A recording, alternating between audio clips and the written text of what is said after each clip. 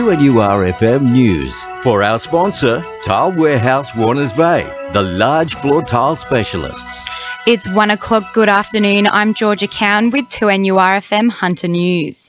In breaking news, the Hunter's Westpac rescue helicopter was called to Bindira this morning.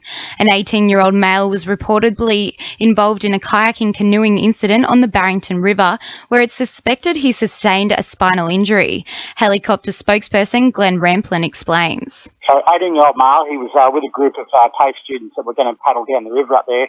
He was carrying a kayak sort of on his head, I guess, like sort of balancing on his head, I guess, and he slipped and fallen just as he was getting down to the river, and the weight of the kayak on his head caused a spinal injury of some description and back injury, but I can't say how bad. Concerns have been raised over the quality of water in Grahamstown Dam. The dam has been supplying the Hunter with water while repairs to the Chichester pipeline were completed.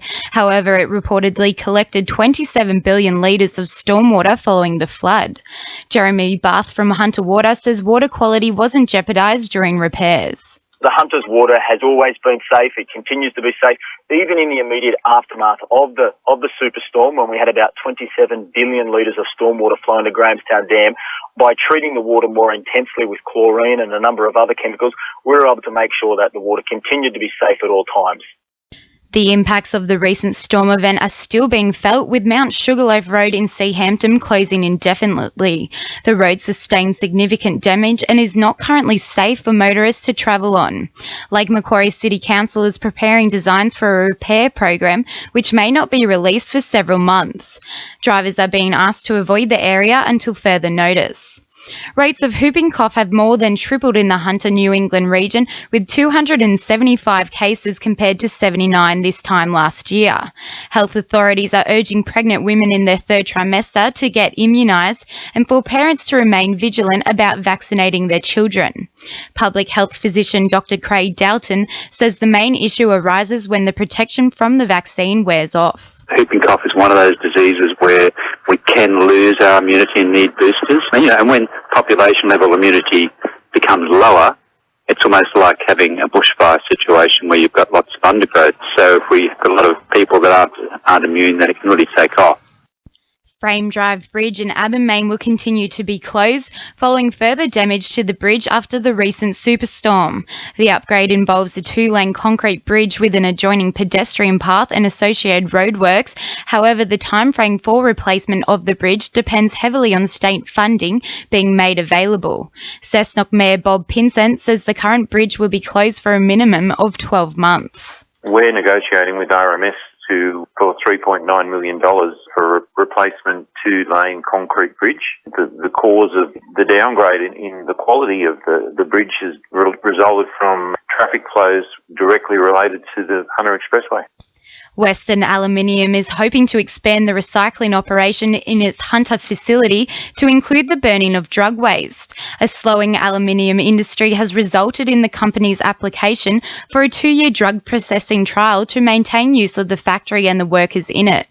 Managing Director of the company, Garba Simonian, says if approved, the move won't increase the company's environmental impact. With the downturn in the aluminium industry, we're looking at work for our furnaces, and this is a very good way. It will in no way impact the amount of emissions. We're still on the same level of emissions as we were in the past. No increase in tonnages. It's just to fill the shortfall, really. It looks like overseas-based University of Newcastle graduates with outstanding debts will finally have to pay up.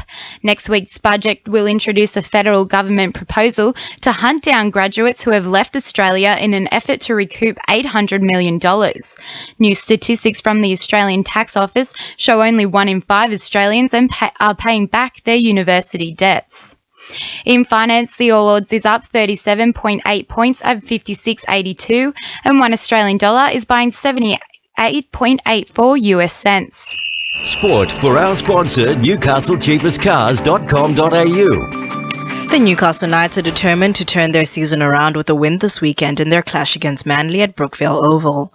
The Red and Blue are looking to return to their strong form from the start of the season, with back rower Beau Scott returning from injury.